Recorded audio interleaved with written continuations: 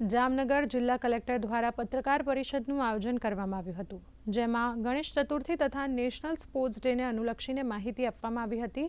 શ્રેષ્ઠ શ્રી ગણેશ પંડાલ પ્રતિયોગિતામાં ભાગ લેવા ઈચ્છુક જામનગરના લોકોએ જિલ્લા યુવા અને સાંસ્કૃતિક પ્રવૃત્તિઓની કચેરી ખાતેથી ફોર્મ મેળવવાના રહેશે।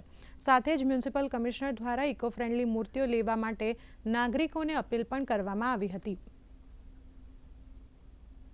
સ્પોર્ટ્સ પ્રત્યે લોકોમાં જાગૃતિ કેળવાય, બાળકો મેદાનની એક્ટિવિટીમાં વધુને વધુ જોડાય અને એ રીતે સ્વસ્થ રહે, સમૃદ્ધ રહે તન મન ધનથી, એ માટેના પ્રયત્નો કરવામાં આવશે। પોલીસ હેડક્વાર્ટર ખાતેના ક્રિકેટ ગ્રાઉન્ડમાં એસપી સાહેબની આયોજન હેઠળ જિલ્લાની વિવિધ ટીમો ત્યાં આગળ ક્રિકેટની મેચમાં ભાગ લેશે।